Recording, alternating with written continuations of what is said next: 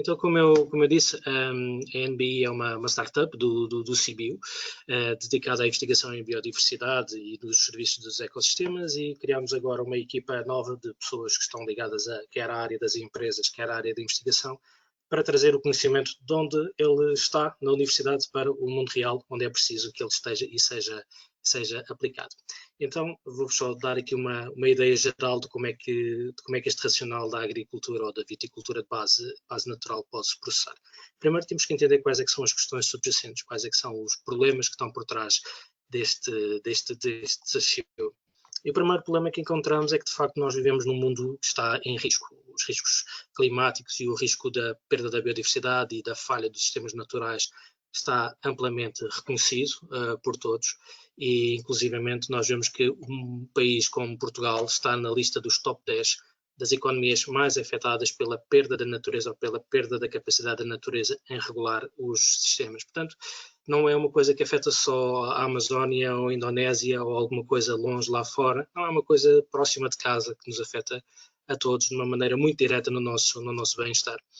Mas a nível global, se formos olhar para aquilo que são os principais riscos económicos, ambientais, geopolíticos, sociais e tecnológicos, nós vemos que de 2007 até hoje os riscos ambientais têm vindo a agravar-se cada vez mais. Ou seja, se nós formos a olhar para aquilo que é a dimensão de tudo aquilo que afeta o nosso bem-estar e afeta a segurança da humanidade, neste momento é indiscutível por todos os painéis de peritos que os riscos ambientais, os riscos ecológicos, os riscos climáticos estão no topo da agenda e precisam de ser devidamente entendidos e adressados. Como se não faltasse mais nada, temos mais agora a Covid-19, provocada por o novo coronavírus, que simplesmente nos baralhou completamente as contas. Mas, ao mesmo tempo que nos baralhou as contas, também nos mostrou que muitas das coisas que nós considerávamos que eram absolutamente essenciais e eram absolutamente cruciais, se calhar não é bem assim. Há aqui um grande espaço para repensar no que é que de facto sustenta o nosso bem-estar e de um modo geral perceber que se calhar a maneira acelerada como estamos a viver, de constantemente sermos consumidores e constantemente estar a produzir incessantemente para crescer, é insustentável, não se aguenta. Hoje o Corona mostrou-nos isso, mas pode haver outra oportunidade, é que nós vejamos que o modelo é muito pouco resiliente e abana muito. Sinceramente, aquilo que eu sinto é que com este choque nós estamos a sofrer, e com as empresas a sofrerem, a sociedade a sofrer e a quarentena a fazer-nos pensar um pouco sobre isto, sobre a nossa religação à Terra, religação ao planeta, eu não resisto e sinto-me um pouco assim, como naquele célebre filme do Braveheart. Estamos todos à espera de alguma coisa, estamos todos a aguentar para que a mudança venha aí e temos que estar preparados, porque a mudança chegou e é a altura de fazer as coisas de um modo diferente e centrado de facto naquilo que é a nossa ligação à Terra e às pessoas e às comunidades.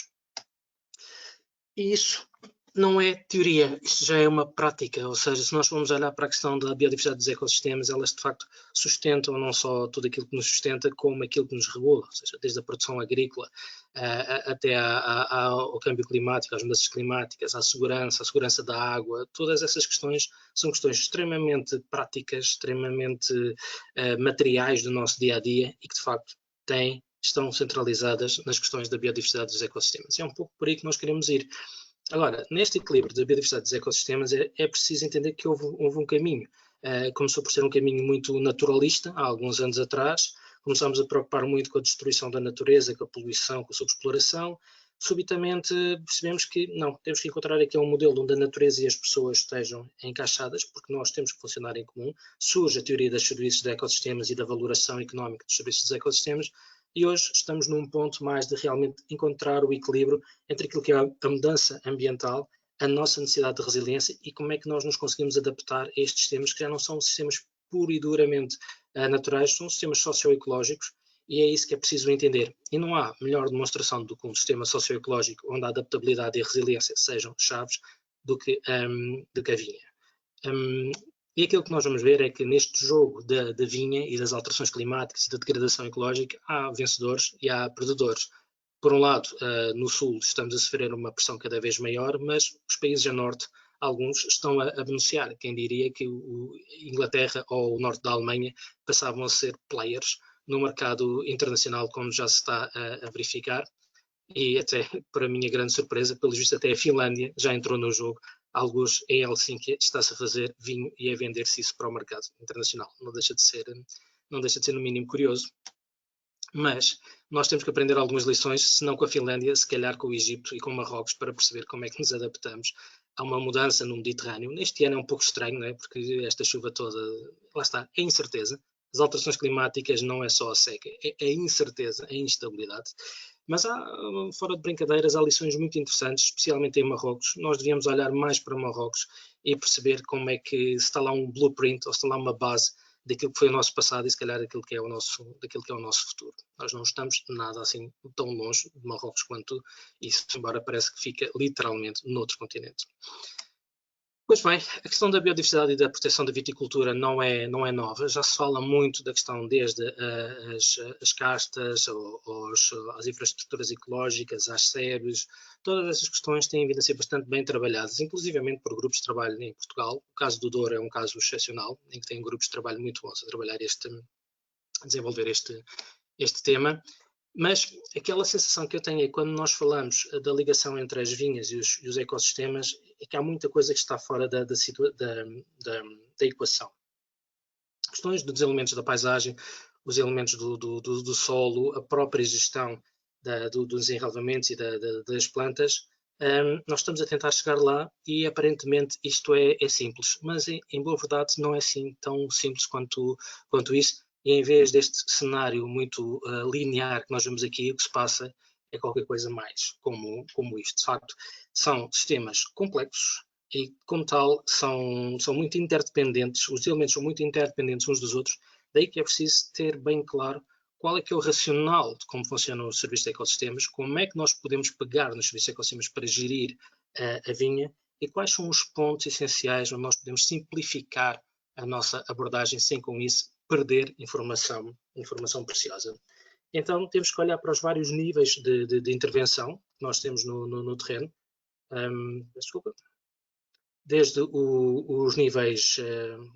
só um segundinho. Desde os níveis de planeamento e ordenamento, questões como a resiliência ecológica da paisagem, a adaptação climática e o valor de conservação.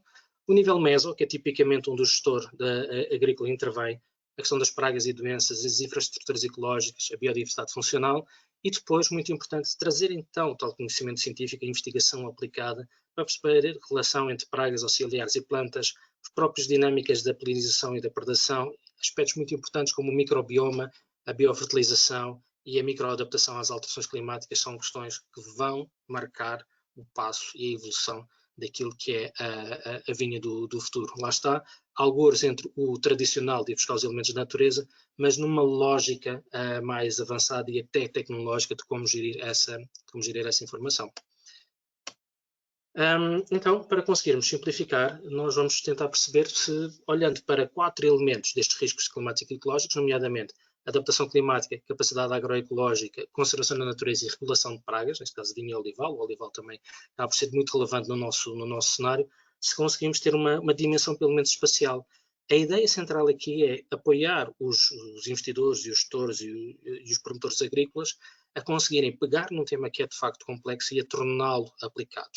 Nós já temos feito alguns trabalhos, quer no trabalho que eu tenho feito no Esperão, quer no trabalho que tenho feito apoiado dos meus colegas, e aquilo que vemos é que é fundamental espacializar, ou seja, termos noção de níveis de risco, de como é que esse risco ocorre no espaço, o que é que isso significa, quais são os diferentes níveis, e associar diferentes níveis de risco aos tipos de habitats e à gestão que fazemos, não só da vinha, mas de toda a propriedade, às vezes mesmo para além daquilo que tem que ser a nossa, e isso leva-nos a mesma necessidade de compreender a comunidade e nos relacionarmos mais com a comunidade envolvente.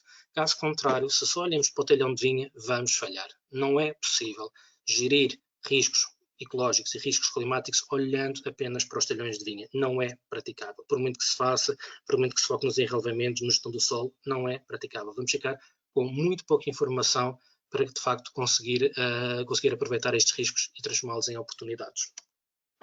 Aqui um outro exemplo que foi desenvolvido com a herdade dos grãos, em que aquilo que se olhou foi para a propriedade como um todo e perceber nesta propriedade como um todo, para salvaguardar a vinha, onde é que está a rede ecológica fundamental para conseguir suportar a transição para uma agricultura mais ecológica ou biológica.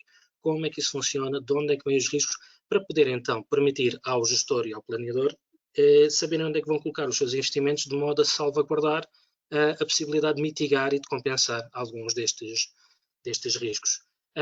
As evidências são muitas, eu gosto muito desta evidência do meu colega Rui Flores, onde ele mostra o que era a vinha sem os enrelvamentos há uns anos atrás e o que é a vinha com enrelvamento numa situação análoga de bastantes chuvas. Acho que a imagem fala por si. E, de facto, percebemos que tem que haver aqui uma aliança entre a paisagem e o sistema produtivo para que possa toda a gente prosperar de uma maneira até mais próxima do consumidor. Porque nós, no cenário da Covid-19, vamos ter que arranjar maneiras muito claras e honestas e transparentes de aliciar o consumidor, aliciar quem se interessa pelos nossos produtos, a olhar para nós como algo que vale realmente a pena e é competitivo. Então, para fechar esta ideia, nós gostamos de pensar em 3 níveis, né? Aquilo que chamamos de ecologia de precisão, a rede ecológica fundamental e a questão do capital natural dos serviços de ecossistemas.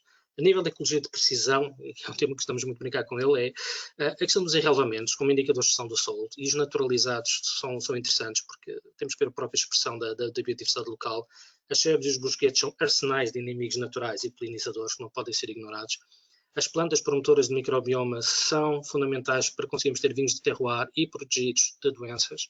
A rede ecológica fundamental tem tudo a ver com manter uma matriz de habitats que permita que haja uma entrada de pequenos predadores, de rapinas, de morcegos e carnívoros que ajudem a regular o sistema. O restauro ecológico das ribeiras e das zonas úmidas é do mais fundamental que pode existir porque é a nossa chave para conseguir aumentar a resiliência bioclimática das explorações. E a gestão agroecológica na vinha envolvente, ou seja, é aquilo que gostava de dizer, para gerirmos a vinha não podemos olhar só para o talhão de vinha, temos que olhar para a envolvente. Em termos de capital natural e serviços de ecossistemas, coisas muito importantes, as plantas autóctones, as variedades autóctones e as vinhas velhas, ou seja, nós andamos a arrancar milhares de hectares de vinhas velhas quando está lá um capital genético incrível de plantas que passaram por décadas e têm lá essa informação genética epigeneticamente guardada, ou seja, o que é que enquanto informação fundamental para as vinhas do futuro é que nós não deitamos fora quando arrancamos as vinhas velhas, independentemente de elas darem um cacho ou dois. Havia lá mais coisas do que os cachos. As questões culturais e da paisagem, ou seja, tem um valor económico, sustenta pessoas, sustenta a comunidade e não sustenta só a vinha, outras atividades também. E isso permite vir a pensar na vinha como uma fornecedora de serviços para o sistema. Não é?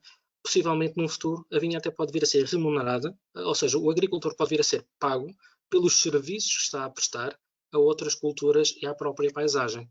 E esta é a ideia fundamental de podermos agir agora com situações bem identificadas, bem determinadas e bem claras.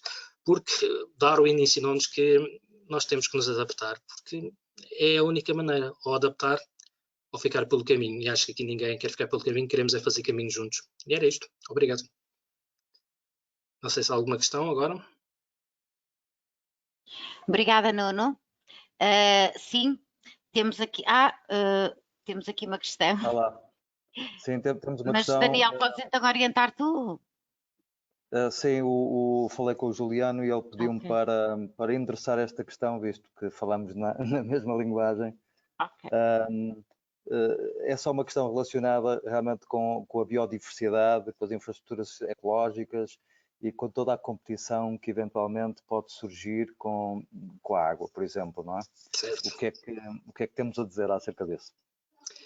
Temos a dizer que competição faz parte da equação, ou seja, quando eu tenho as plantas autóctones ou as plantas semeadas a competir com a vinha numa altura de primavera, é suposto haver competição, é suposto haver a partilha de recurso, porque os enrolvamentos também vão enriquecer o solo, não só com nutrientes, mas com micro-organismos, especialmente fungos, que vão ajudar e muito quando vierem os dias difíceis. Ao mesmo tempo vão estimular os enraizamentos mais profundos da vinha. Esta competição tem 2 lados. Por um lado, de facto, é fundamental, é super crítico saber qual é que é o momento certo para conseguir cortar ou para conseguir alterar o coberto. Essa é uma questão que está em aberto e, pelo que temos visto, depende muito do ano e depende muito também do tipo de solos e de inclinação. Ou seja, é sensível, é uma questão multifatorial, mas claramente há um momento em que a competição pode ser crítica, parece que é ali à volta do momento do pintor, em que é o momento mais crítico. Mas é uma coisa que está bastante em aberto, porque depende muito do próprio solo e da estrutura que lá está, da estrutura biofísica. Mas é fundamental percebermos isso. Existe um momento é que aquilo que nós estamos a dar às plantas dos enrolvamentos vai reverter a favor da vinha pela construção do microbioma e pela própria construção da matriz de raiz e matéria orgânica, que depois vai ajudar a aguentar as raízes da vinha durante o período crítico de seca.